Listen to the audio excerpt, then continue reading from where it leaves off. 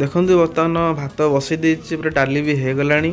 ତ ଆଳୁ ଟମାଟୋ ପିଆଜ ଏରା ବି କାଟିକି ରଖିଦେଇଛି, ତେଲ ବସେଇ ଦେଇଛି।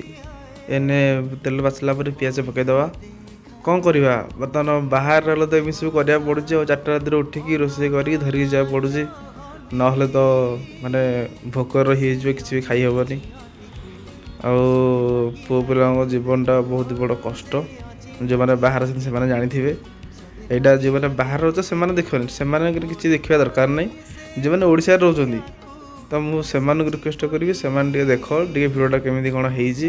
ଆଉ ଆମେ ଉଠିକି ବାହାରେ ଯେଉଁ ରହୁଛୁ, ତୁମର ଯେଉଁ ପୁଅ ହେଉ କି ସ୍ୱାମୀମାନେ କି ଭାଇମାନେ ଯେଉଁ ବାହାରେ ରହୁଛନ୍ତି, ସେ କେମିତି କ'ଣ ସବୁ କରୁଛନ୍ତି, 4ଟା ରାତିରେ ଉଠିକି କେମିତି ରୋଷେଇ କରୁଛନ୍ତି, କେମିତି କ'ଣ କରୁଛନ୍ତି, ତ ଏଇଥିରେ ଦେଖିଲେ ଆପଣମାନେ ଜାଣିପାରିବେ।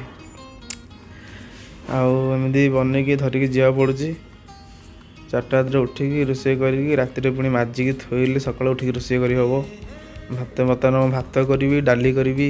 ତାପରେ ରାତିରେ ମାଛ ଆସିଥିଲା, ତ 2-3 ପିସ୍ ମାଛ ଥିଲା, ତାକୁ ଟିକେ ଫ୍ରାଏ କରାହେବ। ଆଉ ଜଣେ କଲିଜା ଲିଭର ଆଣି ରଖିଥିଲା, ତାକୁ ଟିକେ ଫ୍ରାଏ କରାହେବ। ଆଉ ବର୍ତ୍ତମାନ ମୁଁ ସେଇଥିରେ ଲାଗି ପଡ଼ିଛି। ସମସ୍ତେ ଶୋଇଛନ୍ତି।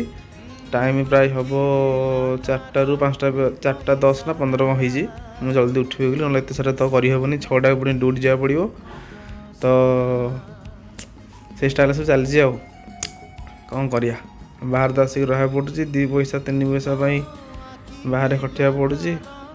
ସତ କହିବାକୁ ଗଲେ ଗୋଟେ ଯେତିକି ଟଙ୍କା ବି ରୋଜଗାର କରୁଛୁ, ଆମେ ଟଙ୍କା 400-500ରେ ବି କିଛି ଖର୍ଚ୍ଚ ବି କରିପାରୁନୁ। ଘରେ ବି ବହୁତ ଅସୁବିଧା। ଘରକୁ ଦେଖିଲା ବେଳକୁ ଆମେ ପଇସା ସିନା ଇନକମ୍ କରୁଛୁ, କିନ୍ତୁ ଆମେ କିଛି ପେଟକୁ ବି ଭଲରେ ଖାଇପାରୁନୁ, କିଛି ନାହିଁ।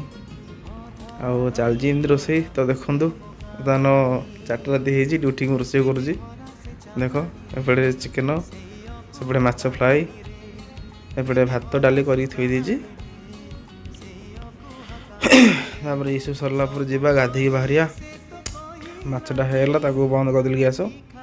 ତ ଏପଟେ ପାଣି ଦେଇଦେବି, ଏନେ ପାଣି ଦେଲେ ସେ ଅଟୋମେଟିକ୍ ସିଝିଯିବ। ତାପରେ ପ୍ୟାକ୍ କରାହେବ, ପ୍ୟାକ୍ କରିକି ଯିବୁ ଡ୍ୟୁଟି। ଆଉ କ'ଣ କରିବା, ବାହାରେ ରହିବାକୁ ଗଲେ ଏମିତି କରିବାକୁ ପଡ଼ିବ। ଆଉ ନହେଲେ କିଣିକି ସେମିତି ଖାଇହେବନି। ଏପଟେ ତ ଜାଣିଥିବେ, କିଣିକି ଖାଇଲା ମାନେ ପୁଣି ବହୁତ ପଇସା। ତ ବର୍ତ୍ତମାନ ସୁ ପିନ୍ଧିକି କୁଆଡ଼େ ଥୁଆ ହେଇଛି ବାଇକ୍ଟା ଦେଖିବାକୁ ପଡ଼ିବ। ନାହିଁ ବାଇକ୍ ତ ନାହିଁ, ସାଇକେଲ ଧରିକି ଡ୍ୟୁଟିକି। ଆଉ ତ ରହୁଛି, ବାଏ, ଜୟ ଜଗନ୍ନାଥ।